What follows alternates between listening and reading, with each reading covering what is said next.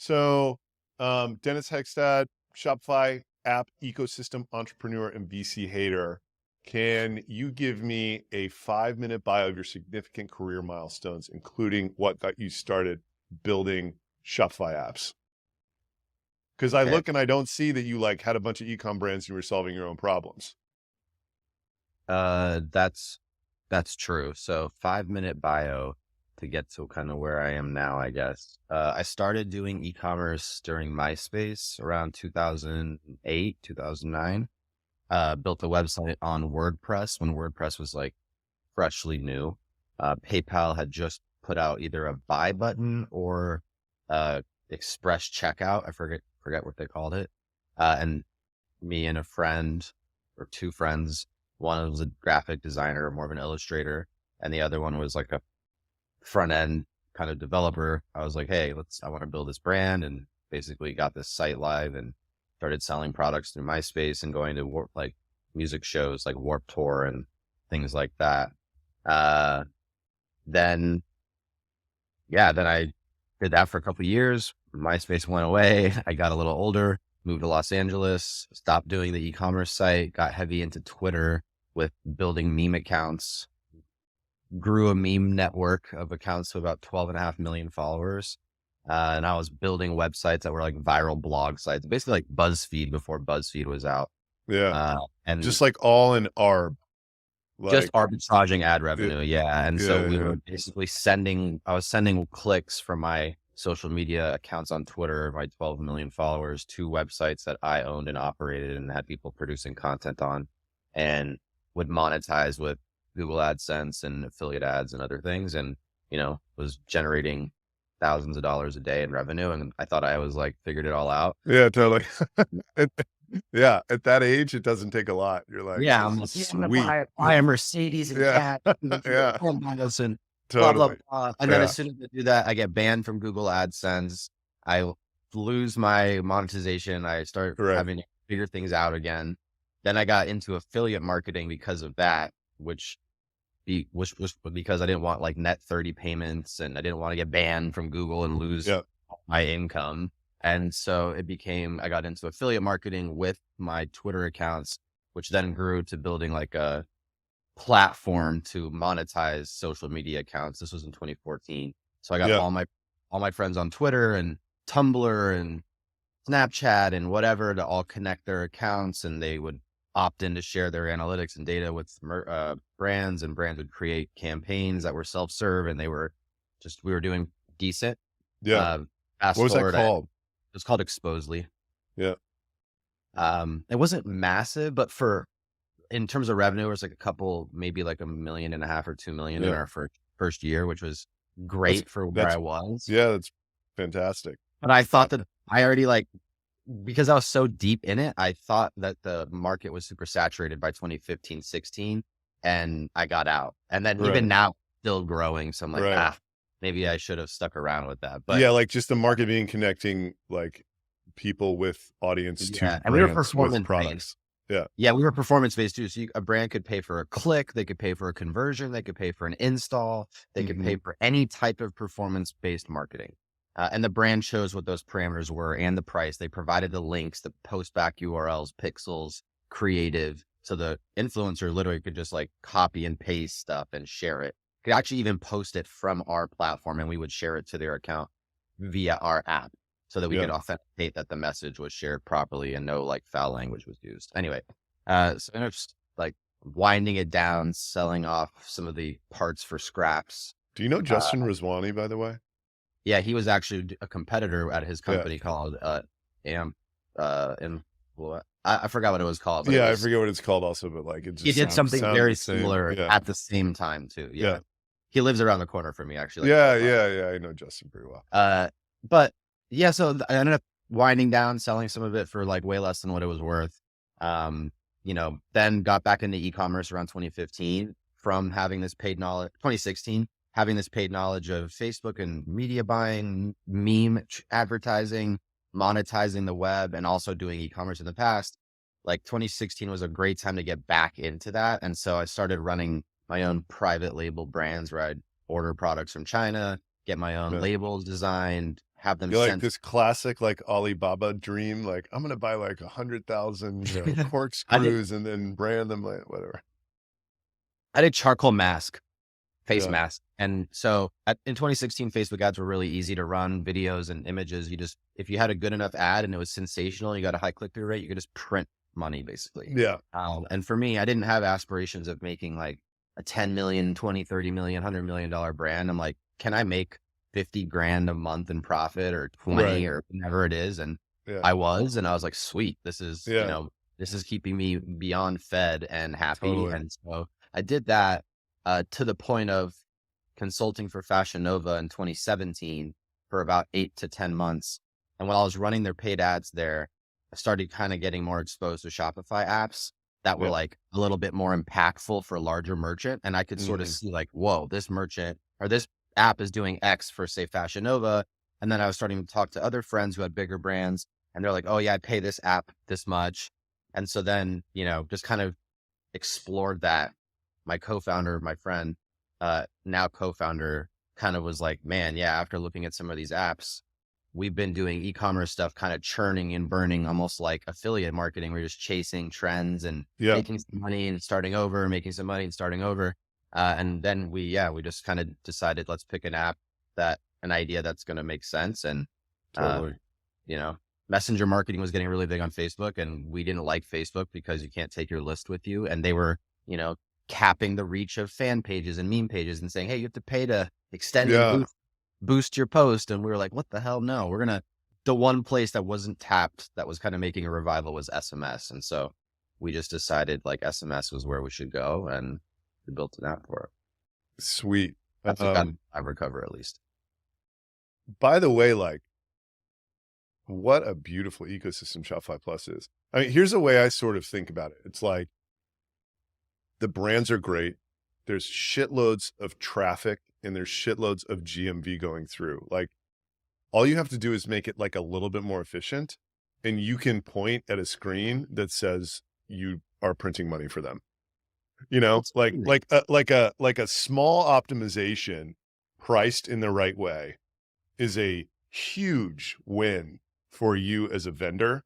And for them, it's an absolute no-brainer that they would never cancel. And their business isn't really like the little guy's susceptible to these like, oh, well, I mean, this fucked up. So like I'm out of business or whatever. It's like a great pond to fish out of, in my opinion. Yeah, it was, I mean, we made like, I wouldn't say it was a mistake because I think in the end we did well, but in hindsight, if we could have done Live Recover over again, when we got to the Shopify App Store in 2018, we submit to the App Store. We launched as a private app or what's called an unlisted app. Yeah. So we weren't in the App Store. And so if you went to App Store and searched Live Recover, you wouldn't find us. And then competitors that started, let's just say there were, of course, other SMS bump already existed. Attentive had just launched not an app in the App Store, but they had raised a seed $10 million seed round. And we were like, Yeah. okay, the space is about to get hot. Yeah. And so we started seeing competitors pop up. PostScript launched a couple months after us, then other ones and other ones. And these apps started putting Live Recover in their Shopify app listing description so that if you search Live Recover on the App Store, you would find our competitors page. And Yeah. we're not in the App Store. So we're like, fuck, we can't do anything about this.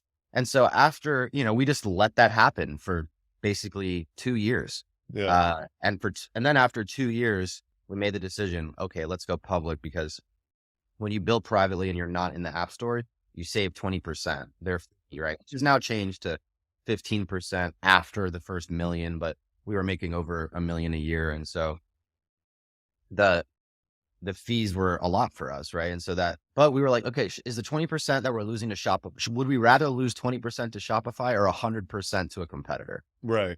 Oh, it became, okay, we'd rather lose the 20% to Shopify. So we ended up going into the App Store and the merchant count, like, I don't know if it was 100%, but we may have doubled the user base in 3 months when we went into the App Store. Now, Wow. granted, how many of those merchants became paying customers and what the quality was and how much Right. they spent each month is different across, the board. But yeah, that was one thing that I think was a little bit of not a mistake because we still did well.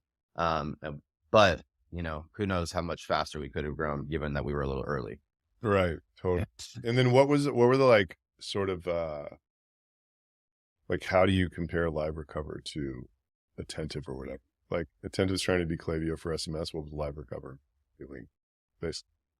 Well, Klaviyo was, in my opinion, I'm sorry, you said Attentive was trying to be Klaviyo. Well, I mean, I feel like that's what their whole first chapter was, right? It's like this Klaviyo is great. It would be great to have a Klaviyo for SMS. Let's go get all the biggest vendors on it. And, back when Attentive launched, actually, there was still MailChimp was still in the Shopify ecosystem, and MailChimp was considered not the dominant player, but it was still very much like MailChimp. And then Klaviyo was definitely making a better e-commerce first product. MailChimp the CEO had a falling out, a public breakup with Toby publicly about data sharing. And so they left the platform. And so Attentive, I think at the beginning when they raised money, people were calling them the MailChimp of SMS.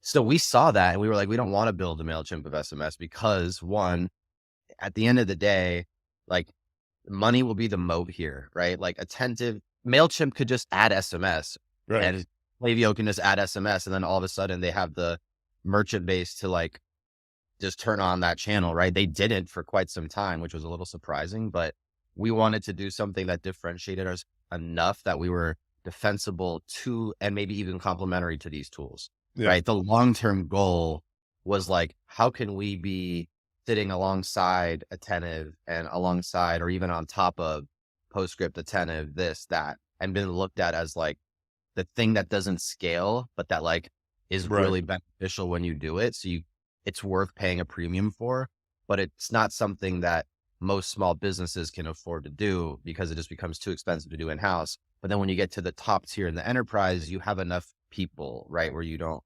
need an outsourced, managed, live conversational commerce person, right? Like you just either do automation or you have your own people doing the chat. You don't outsource it to an app like Live Recover. Right. So Live Recover, just for the audience, explain the basic value prop. Live Recover was a specifically abandoned checkout recovery app for Shopify. But instead of using bots, we had a live human doing every message. So humans were on the other end of every conversation and every message was sent by hand. How'd you price it? We charged $99 a month. And then we took a 5% commission on the sales that we attributed on a last click attribution and a coupon redemption base. Did you ever get pushback on that attribution? Last click and coupon used. So it's both. It wasn't one or the other. It was both. It was one or the other. Right. But we did not do view. It was last click and it expired after 3 days. Merchants could also toggle this. So if they wanted to change it, they could. But if you changed it to a really tight parameter, like we had some people who changed it to like 1 day, we were not going to, we wouldn't wiggle with you on price. If you were like, I want a discount at a certain, we'd be like, no. You tighten this up too much. If you were like being a little more flexible on attribution and stuff, then we're happy to do a discount, but not when you're going to squeeze us like that. And then, go ahead. Sorry. No, I think 5% commission worked for most brands. And then of course, if your average order value was hundreds, we would instantly reduce the commission down to like 4%. Even some customers had 500 plus AOVs. They were like 2% commission. But what's funny, and I think this is something that I'm still trying to make sure I'm conscious of, is like the messaging around the pricing. A lot of merchants would say, 5% commission, you're charging way too much. And I'm like, what do you get on your retargeting performance on Facebook? Do you get like a 3x ROAS, 4 or 5? Right. They're like, 2 or 3, like 4 maybe. And I'm like, well, I'm guaranteeing you 20x return on ad spend with 5% commission, a guarantee. And I'm charging after I provide the service. I'm upfronting the cost of our agents, the SMS costs, the time and trust that you're going to pay. 5% is not unreasonable, but I'm like, when you say 20x return on ad spend guaranteed, that sounds like, a no brainer, 20x ROAS guaranteed, but 5% commission is too expensive. It's so like, I think that have you ever looked at the Wonderkind final page of their deck when they like talk about their pricing? No, Like, have you heard about what they do? no, is it some magic or what? Well, it's just it's all along the lines of what you're talking about. Like, so like they just became masters at like, so the whole deck, it doesn't talk about anything. If you look at their website, no idea what they do. Pitch deck, no idea what they do. Like, it's like, here's the money we're going to make you. Here's the brands that work with us. Here's all the money we're going to make you. Here's the brands that work with us. Here's the brands that work with us. Here's the money that we're going to make you. Here's how we're going to get guarantee the money we're going to make. And then they're like, okay. And it's a conversation centered around triggered email. Okay. So what they're arbitraging is that most people either only have checkout abandonment set up because Klaviyo forces you to do that, and they call it cart abandonment. So most people don't even realize that they don't have a cart abandonment set up, or they have checkout and cart and nothing else. So they basically say, okay, I'm looking at your Klaviyo. Agree with me that you're making $30,000 a month in triggered email revenue. And they get the brand to say, okay. And it's like, all right, agree with me that if we go through a 2-month onboarding and a 6-month pilot, that at differing degrees of multiples of this triggered email revenue, as seen in Google Analytics, because we're going to put UTMs and everything, we will then guarantee you ROI relative to the amount of incremental we generated, right? So then they have a table at the bottom that's like, it was 30 grand a month. If it's an incremental $5,000 a month, they're going to charge $1,000. If it's an incremental $100,000 a month, they're going to charge $10,000 or whatever. And it kicks them into a 12-month agreement based on that. But they're talking about the entire thing in terms of ROI. And then what they do is they just build 7 more flows, use identity to expand the audiences, and then get the brand to buy in to last click attribution on the entire thing. So they just expanded the entire funnel and are taking credit for all of the revenue at the very bottom. It's pretty genius. I mean, and then they just charge a commission on this like lift. They roll you into a SaaS contract based on how this 6-month pilot went, of literally just setting up more flows and then growing the sending pools with identity. But that's kind of like a Good for them. It has very good brand equity with very large brands. It has very bad brand equity with the Shopify Plus crowd because it's fully managed service. These guys don't want that. Like, I think, they sort of get the joke after it happens to them also. And they're just like, dude, like, are you serious? It's like an agency saying that they're going to come in and like do great, like charge an ROI on added results. And then they just start retargeting all of your traffic. And you're like, I mean, that's in essence, like kind of what it is. Right. But it's like, it's perception of value. I mean, there's a lot of lessons to be learned there. Right. Like, and it just reminded me when you said it's like the pushback when stated one way versus the like blind acceptance when stated another. Like, it's like, you just need to be very conscious of that when you're pricing stuff. So 3 years in and out, live recover. Did you bootstrap that? Did you take any dough? Did you like, what was the sort of like funding sort of thing there? I wasn't against raising money, but I didn't have that, like, I don't have any experience with that personally. And my business partner, both him and I came from a place where we were like doing affiliate marketing and had experience generating profits with our own money. And so he had the engineering experience to build the app. When I asked him like, hey, should we raise any money? He's like, why? I can build the app and you can market the app and get customers. Why would we raise money? I was like, all right, you're not wrong. So we did that. We just decided like, let's not raise money. We don't want the stress of, not having the flexibility to decide when we not call it quits, but like if we get to a point where we're not maybe the best people to run the business because maybe there's an opportunity for it to become a bigger business and we just don't want that stress or lifestyle, or maybe that experience level has, needs to change. I think we wanted the flexibility to have an outcome whenever we wanted to have an outcome. And so Bootstrap ended up being great because all of our competitors had raised VC. And so when you looked at like the Shopify SMS app ecosystem from the top down, I mean, we weren't in, obviously Attentive was number one, and then it was arguably PostScript number two, and then number three could have been, SMS bump. Maybe number four is like an Emotive or a Voyage or someone else. And then number five, like everyone always talked about Live Recover. And so we were at least part of the conversation, and it was like, not do you use Live Recover or one of those solutions. Right. We use Live Recover and these solutions alongside, because Live Recover is the best at checkout recovery, and you guys do all the other stuff. And we would send customers to all those other people because we didn't see them as competitors. And so, yeah, I think when the time came and the comps were, people were flooding in saying, hey, we want to have a piece of an SMS marketing app. If you looked at it, all the opportunities, we were the best deal on the market because one, we hadn't raised any capital. Two, we had built an efficient and profitable business with no one on the cap table. And it was just me, my co-founder, one engineer, and then our texting agent in the Philippines. So, it was 10 people, three people plus 7 in the Philippines. Yeah. That's amazing. I mean, that's how I like doing things too.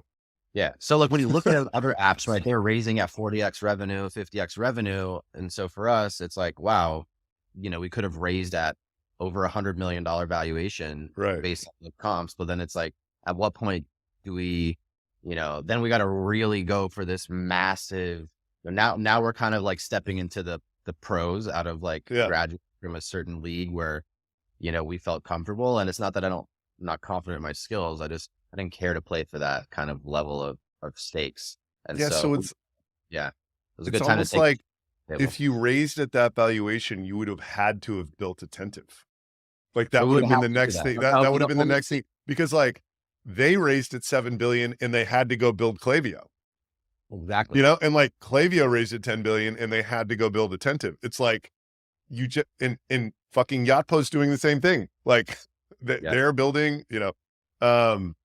it's a weird deal.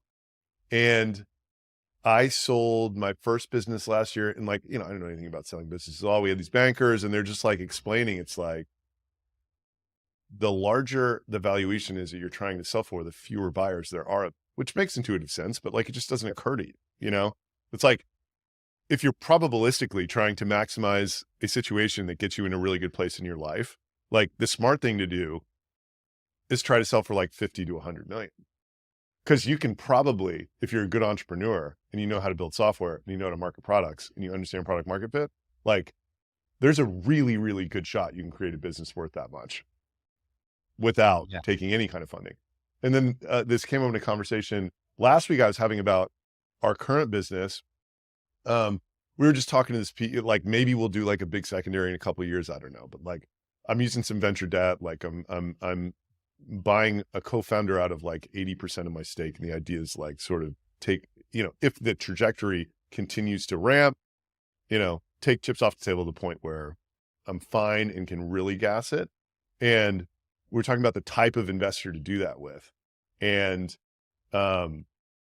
this private equity guy was like, yeah, like, if you end up raising with like Sequoia or something at some crazy valuation, like it has this incredible benefit of like the press is amazing. The employees you're going to get as a result of that are like outstanding, but like they won't let you sell the business for $500 million.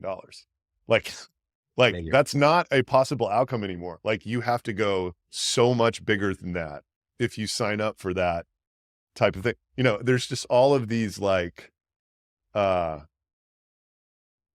if you go in sort of bright-eyed and optimistic into these scenarios and don't sort of have the guidance of like the downsides of, some of this stuff, I just think it's like, it's really easy to get stuck, like what's Attentive going to do at a $7 billion valuation, having raised $1 billion, I think you're just going to have to go as hopefully that they can double revenue with email or 50% growth and then try to go public and just keep that story chugging along. Cause like at this point they're getting too big for anybody to buy them. And that's kind of how it goes, I guess. Going that. So, But yeah, I agree. I think in that range of under $100 million, which is like building a 10 to $15 million ARR business, which, it takes time and a team and skill. And, I haven't hit that, level of scale yet, but that's kind of what I'm hoping to do next.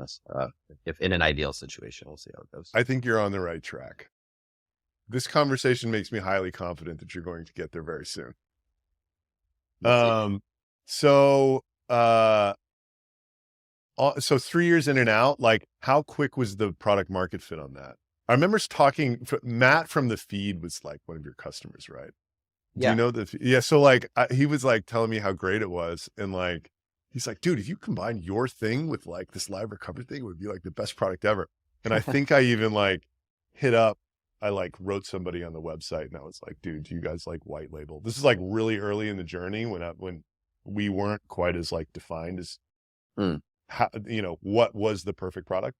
And somebody blew me off over there, but like how quick was the product market fit? Like what was like the iterations of that?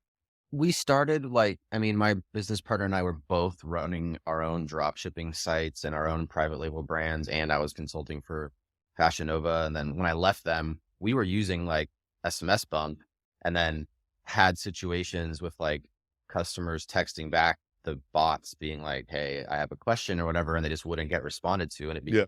something that we were like, damn, like this is an obvious need. But then we didn't want to respond and do all those texts ourselves. Yeah. And so it just made sense that like that was something that we could build even for ourselves. So my co-founder kind of did that. And then it just was something that we're like, this is definitely an app that we should build, right? And kind of stopped the brand stuff, the drop shipping stuff altogether. Yeah. In the building process, I probably had 25 merchants in the first couple of days or like the first maybe week. Yeah. I lived in Los Angeles. I knew a bunch of e-commerce like brand owners.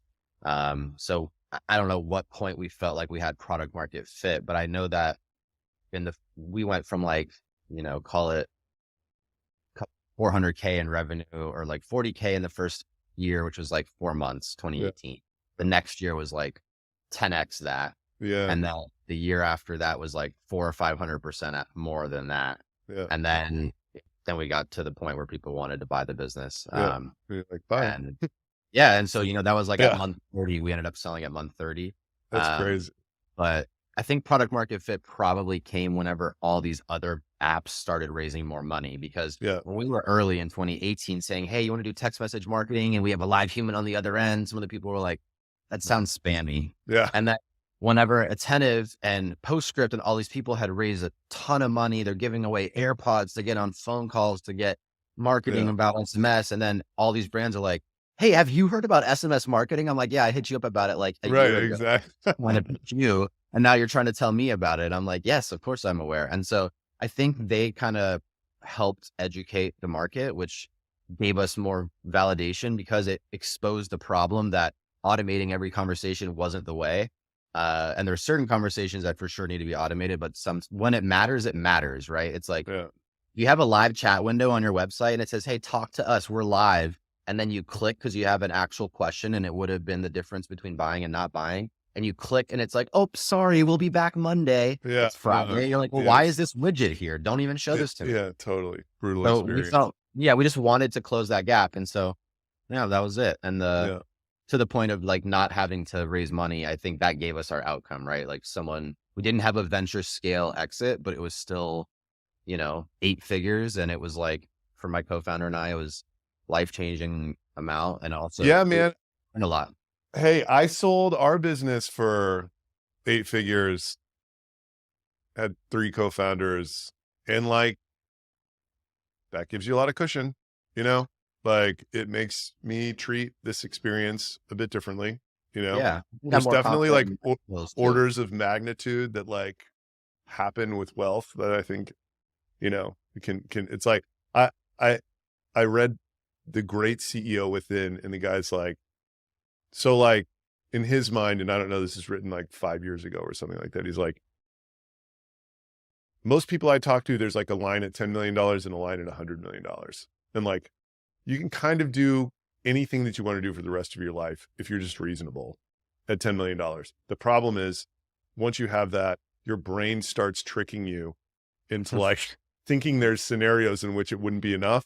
And he's like, that's why $100 million, like no one's brain can trick them into thinking that's not enough unless it's like, whatever. It's like the money will stop benefiting you in any possible scenario after that. Which I think that's like an interesting way to look at it.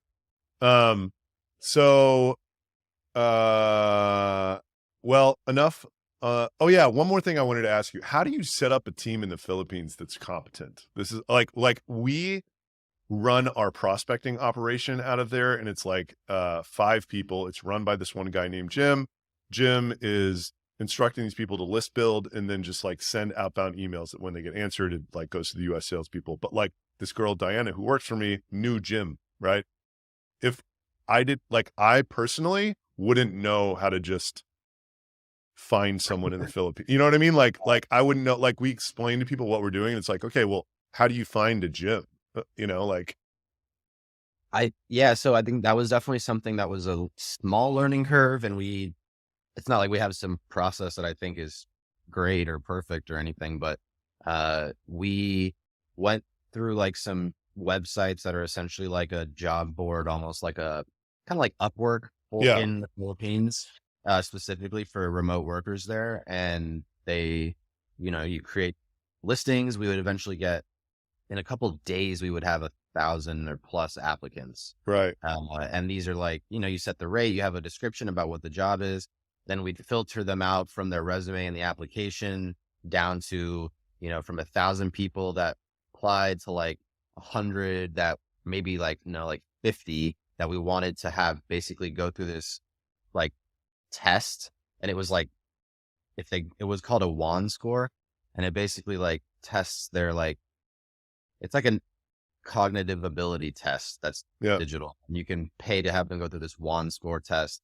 And then based on that WAN score, then we would take them from a WAN score. We'd have like 10 example conversations from a Live Recover SMS chat. And then we would just have questions. And then we would ask them to go find the answer to the questions on the product pages. We'd have them go do, whatever research. And then we'd filter down from like 50 to like 10 or 15. Then I do interviews with all of those people on Skype calls, and then we'd basically pick 3. We would hire 3, and then we would do a trial for like a month. And then at the end of the month, we would fire 2 and keep 1. Yeah. That's funny. That's like, Not fired. I built a dev team in Argentina. In my experience with my last company, I built like, it was a really tough boiler room sales environment that like built my first company to like this kind of lifestyle business that it was. And then we ran out of leads and got rid of the call center and whatever.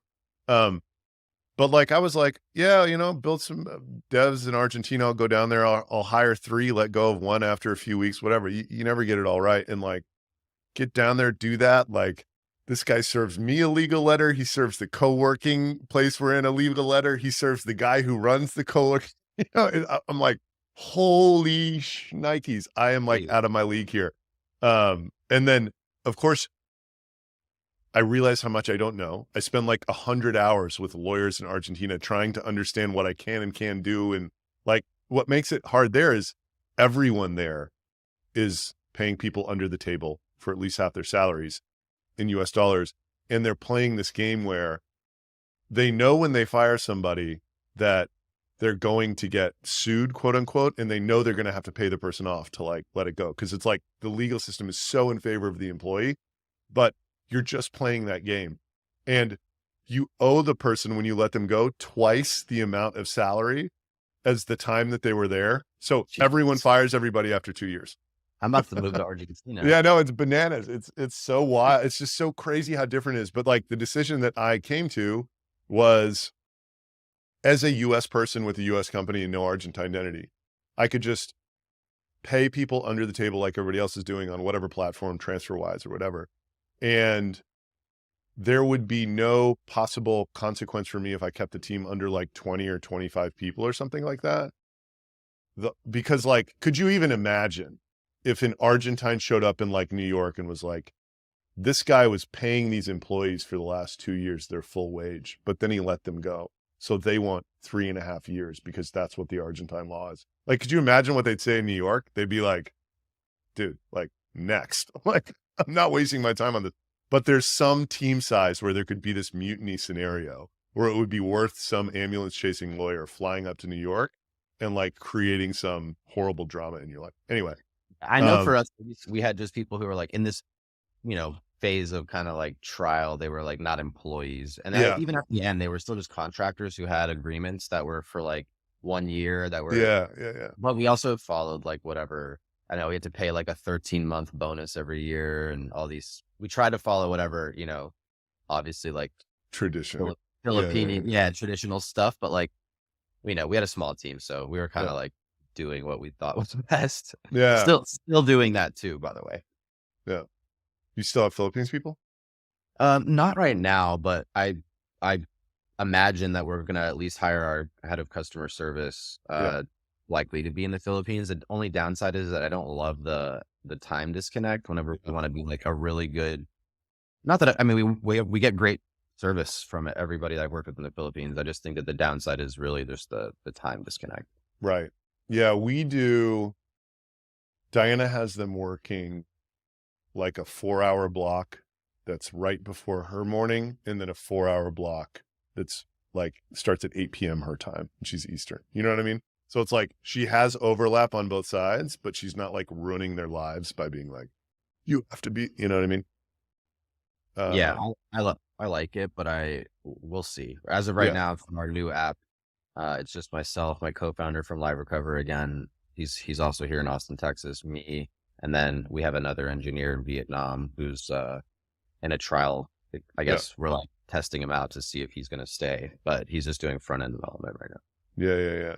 So Twitter, you got lots of followers. You do sarcastic and amusing stuff. I was unaware that you had a massive network of meme accounts. Now this is starting to make a lot more sense. Is that sort of like when you were doing the meme accounts, did you uncover this like, was part of that like for your own entertainment is in addition to making money, or like why do you do the Twitter stuff, I mean, one, it was fun to like have control over like, not control, but it was fun to see how people like kind of knowing how people would react to certain content and like, and then testing it. Sometimes you write content, and to be fair, like 80% of the content that was posted on these meme accounts was just curated content that I did not create. Right. Like food porn or house porn or cars. Like, obviously I'm not taking photos of cars and videos of houses and producing all this. I was just finding awesome stuff on the internet and sharing it. But there were, but you were spending time doing like you were. A lot. I mean, it was full time. You were like that. You were the editor of it. Yeah. Full time. I was running like, 12 to 15 accounts, and they had like 800K to 1 million followers on each and 500K on some. And like, some accounts I had one called Not a Cop, where it was like a pretend police officer the picture was definitely a police officer who was like 45. And I just made tweets that would be like, hey, tweet me your, longitude, or tweet me a picture of your meth lab. I want to hang out. Or just like dumb things. I'm going to get 40,000 retweets. And you're like, holy shit, this went so viral. And it just, you gain 80,000 followers in a weekend, and you're like, well, okay, people really find this funny. And then eventually the meme would die out, and you would change the account to a new theme, and then you would just kind of ride trends. But I think it was for fun, but also when you can make money off of it and it's meaningful money, like hundreds of dollars or thousands of dollars a day, to a point where you're making 10,000 a day, it's like, okay, this is fun and it's profitable. And so of course I use my meme network sometimes to like write a funny tweet on my account and share it through those accounts. So you're still running these accounts? No, I've sold the accounts in 20. Oh, okay. Got you. Yeah. Got you. Okay. And the account that you have right now, that's like still kind of funny, you've been at it forever on that one? It's just my personal account, and I used to not tweet anything about like, I used to basically run my personal Twitter account like a meme account. So I would just post like generic motivational hustle quotes and random shit. And then I would retweet them from my meme accounts just so I could grow my personal. but I always had a business or some kind of thing in my bio. And so I always knew like, hey, when I had Exposely, people would know I had a meme account network on Twitter. They knew I was monetizing it, and I was maybe one of the better people at monetizing his own network. Oh, he also has a platform for making money for his friends who has networks. Okay, great. I found him through his own personal account being shared by meme pages. So it's Yeah. kind of like promoting yourself a little bit to get Yeah. exposure to your businesses, but also because like for vanity, I guess it's like, why would I not do it just because I already have the followers there anyway? Yeah. Uh, and yeah, Yeah, totally. It's like funny, like I feel like I'm now understanding this meme account and like influencers and like how the game works because I just read a bunch of things and had a bunch of people make the case that like for exactly what I'm trying to do, which is like win this very tight market and be the brand in this very tight market, it would move faster if it was a person than just the word retention.com. Like people will connect to a face faster, right? And then you start like, I'm watching the mechanics. This guy, Tommy's like helping me out with LinkedIn posting, and I'm watching what he's doing and what works. And it's just like, in a million years, like I would have never A, arrived there myself, B, thought that like you could like repost a screenshot of some very vague, but like, universal truth statement, like marketing helps sales. And then like hashtag the guy or whatever. And then like, it gets like 5,000 interactions, right? Like, it's wake so, up, sunlight on your face, I mean, cold it's water so, on top. but like, I understand Bitcoin Twitter now, right? Because these people are so devout. And then they're saying things like Jesus Christ is Lord and Savior that like people would just like, but Yeah, the equivalent for Bitcoin, it's like yeah. Bitcoin is The digital future. gold, or like if Bitcoin will save us. Like Sailor's tweets are like ridiculous, but like he gets the game, right? Like his Yeah. whole life is now this like meme. And like, I think before you understand that, like I would watch Russell Brunson stuff and think that that was Russell Brunson, but that's not. That is a meme of a business guy.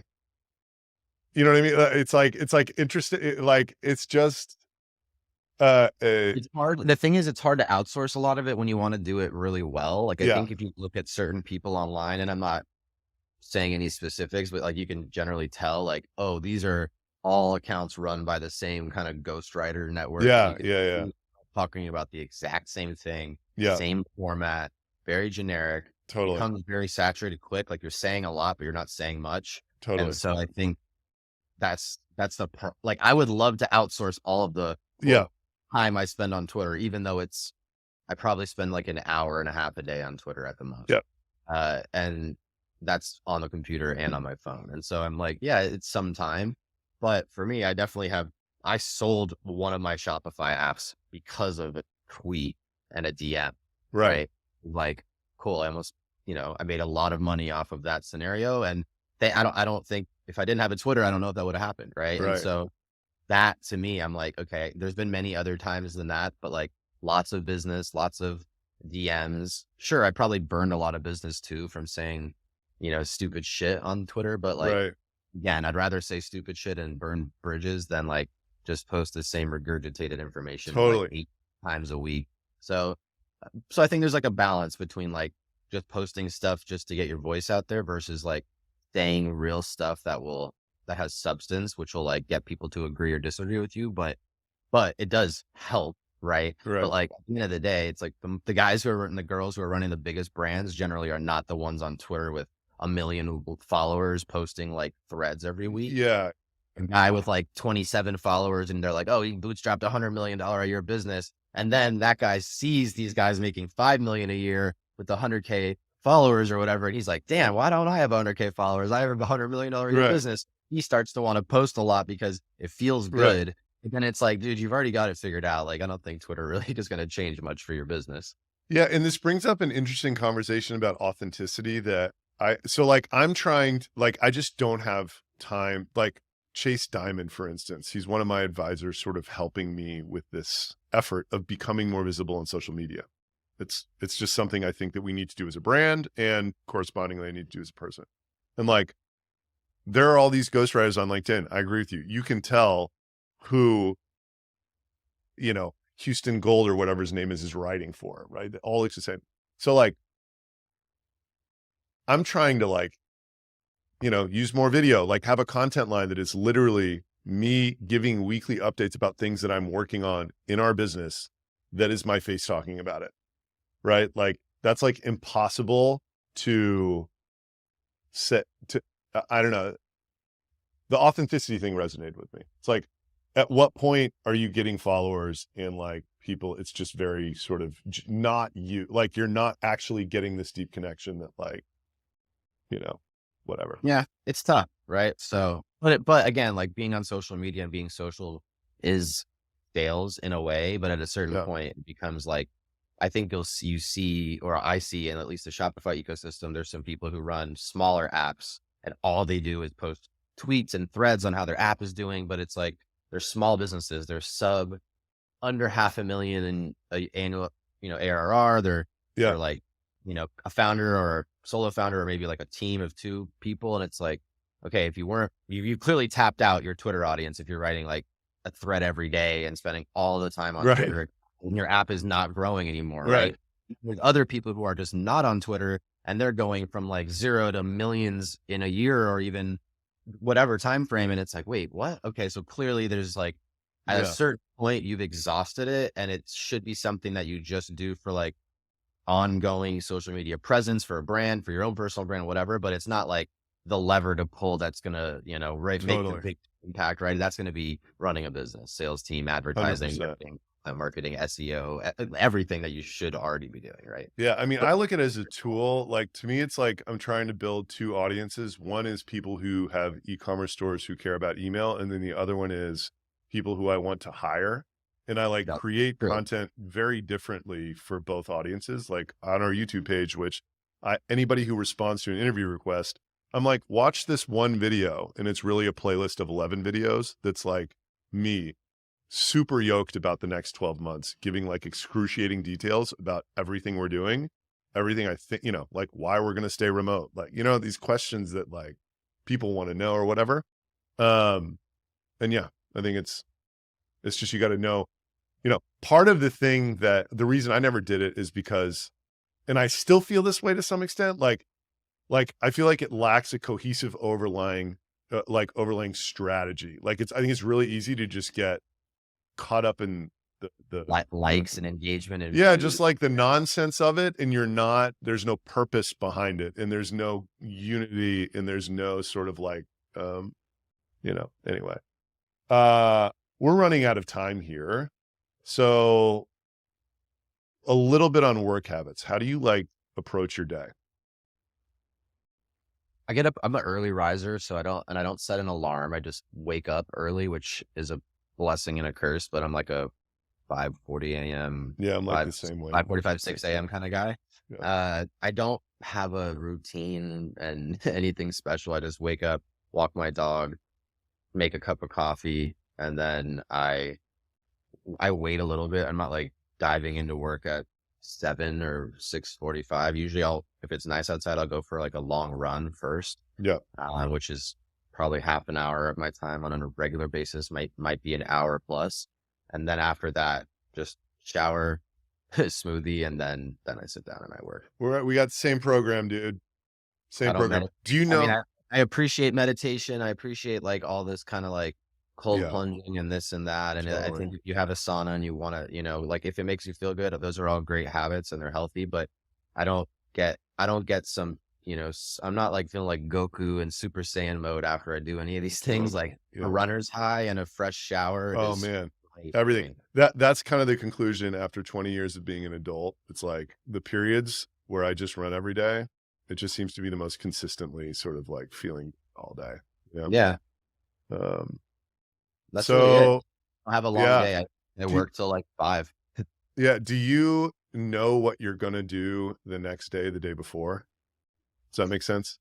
Yeah. I mean, I know right now, like for us, since its goal is to launch our new app, we have, today, for example, I have to make sure in our task management system that I have the onboarding emails completed in our, retention email marketing Yeah. service or the customer engagement platform we use. And then it's like, I know these tasks need to be done by Friday. Could I have done everything on Monday? Yes. Am I doing them all today, Thursday? Yes. The day before. Not Yeah. everything, but half of it still, right? So yeah, but I'm not someone who knows, I don't plan Yeah. weeks out day by day, right? We're just we have some goals that we want to hit. We have some rough deadlines and we're not trying to over stress about it, but I'm sure, once we grow the business a little bit more and we have a little bit of more of a team that is like waiting on our direction, we'll probably have a little bit more structure there.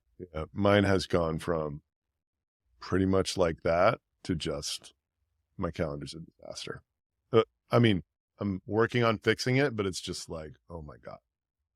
I'm going to do all the sales calls for our app when we launch, right? So for the next 90 days, we'll do every sales call, which means that I'll probably be on my computer on and off in 15, 30-minute increments, 4 days a week. And then that'll be, and it might be booked, like someone books a call like 10 minutes before and says, oh, you have a slot at 9:30 and it's 9:20. Cool. I just found this link from a paid ad on Facebook and I'm going to look because you're free. And I'm like, fuck, guess I'm doing a call right now. I hope I'm on a walk with my dog. Yeah. Rock and roll. Well, dude, this has been awesome. I've really enjoyed hearing all of the stuff you've been up to. Thank you for sharing. Do you have anything else to like add to this? No, I'm just excited that you're getting closer to the Shopify Plus ecosystem with retention, because I remember seeing get emails like 2 years ago, and my co-founder and I were like, this is cool. And yeah, just cool to chat, Yeah, dude. So if you could write one thing on a billboard for everyone to see, what would it be? Is this like for me personally or for work? For you personally. Can be work, but just overarching sort of like thing that you believe in. Feel like would like to. Yeah, just take a breath. Boom. That's a great one. And then final 5, favorite book? Favorite book as of recently? This is lame because it's a business book, but I really liked reading Ben Horowitz's Hard Thing About Hard Things. Oh, what a great one. I read it like 3 times. Freaking so amazing. Really just awesome piece of art. Love that. Yeah. Favorite person you're following? On Twitter right now, it's I think it's Elon Musk, just because he bought Twitter and I just love how obnoxious he is. It's like, I don't know if he's having a Kanye West meltdown or what, but it's fun to watch. Some of this stuff's amazing. Like, it's now legal to be funny on Twitter or whatever. I mean, it's incredible. Married, single, kids? Single, no kids. And you live in Austin. We went over that a couple times. Yep, Last one, favorite vacation you've ever been on? If it's like maybe like based on the destination, I think probably this place called Palau. Palau, where's that? It's about 3.5, 4 hours south of Guam. It's about a 25-hour flight, US, or like you go to Hong Kong or Tokyo and then about 8 hours to Guam and then 4 hours from Guam to Palau. And is it just like it's the only place movie or something? Is it like, what's the deal? What's the shtick? It's the only place in the world that it's illegal to kill sharks. They have a shark sanctuary and they value the sharks at like a couple $100,000 a year for tourism. And they have this place called Jellyfish Lake, and Jellyfish Lake used to be like a cove. And then these mountains during some natural disaster closed off the lake to the ocean, and all the jellyfish got stuck in there, and they put all their like venom has been let go over evolution since they haven't had to fight off prey. And it's so you can just swim amongst millions of jellyfish. Whoa. And they don't, because all of the poison's at the bottom of the lake, and the lake's like black. But so my ex-girlfriend and I flew there just because she wanted to swim at Jellyfish Lake. Wow. That's the best answer I've gotten yet. I mean, that's awesome. What, Palau, huh? Palau. Yeah. And they have, like, when we were there, Mitt Romney or whatever was there at the same time. Yeah. And they based their whole capital on the Texas Capitol. So it's like a direct mini version of the Texas Capitol for their state of their country. That's actually owned by the US. Palau's owned by the US. Incredible. Cool, man. Yeah. Well, thank you so much. So if people want to, like, see this sarcastic Twitter account, what's your handle? How do we? Hegstad. Yeah. At Dennis Hegstad. Sweet. Yeah. Awesome, man. Thanks a lot. Yeah, retention.com, baby. Yeah, retention.com. Thanks for coming on to 10 years in the making. It's been another episode.